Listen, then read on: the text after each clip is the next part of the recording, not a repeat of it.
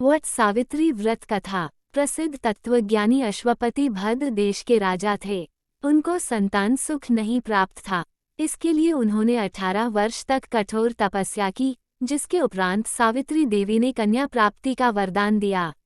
इस वजह से जन्म लेने के बाद कन्या का नाम सावित्री रखा गया। कन्या बड़ी होकर बहुत ही रूपवान हुई। योग्य वर न मिलने की वजह से राजा दुखी रहते थे। राजा ने कन्या को खुद वर खोजने के लिए भेजा। जंगल में उसकी मुलाकात सत्यवान से हुई। द्युमत्सेन के पुत्र सत्यवान को पति रूप में स्वीकार कर लिया। इस घटना की जानकारी के बाद ऋषि नारद जी ने अश्वपति से सत्यवान की अल्पायु के बारे में बताया। माता पिता ने बहुत समझाया, परंतु सावित्री अपने धर्म से नहीं डिगी, जिनकी जिद के आगे राजा को झुकना पड़ा। सावित्री और सत्यवान का विवाह हो गया। सत्यवान बड़े गुणवान, धर्मात्मा और बलवान थे। वे अपने माता पिता का पूरा ख्याल रखते थे।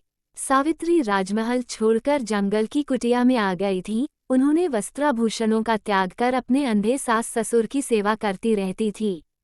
सत्यवान की मृत्यु का दिन निकट आ गया। नारद ने सावित्री को पहले ही सत्यवान की मृत्यु के दिन के बारे में बता दिया था। समय नजदीक आने से सावित्री अधीर होने लगी। उन्होंने 3 दिन पहले से ही उपवास शुरू कर दिया। नारद मुनि के कहने पर पितरों का पूजन किया। प्रत्येक दिन की तरह सत्यवान भोजन बनाने के लिए जंगल में लकड़ियां काटने जाने लगे, तो सावित्री उनके साथ गईं। वह सत्यवान के महाप्रयाण का दिन था।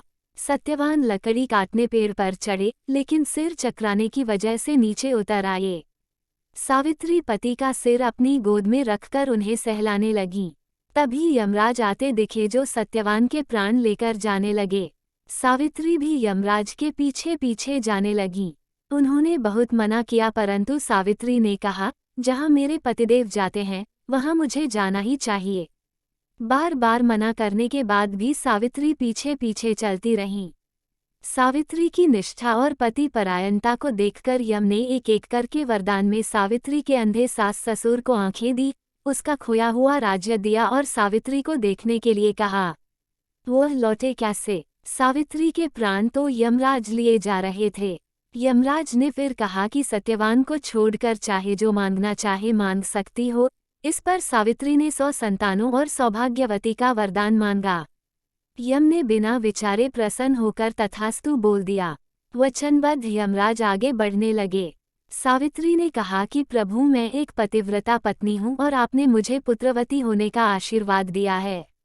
ये सुनकर यमराज को सत्यवान के प्राण छोड़ने पड़े। सावित्री उसी वट वृक्ष के पास आ गईं, जहाँ उसके पति का मृत शरीर पड़ा था।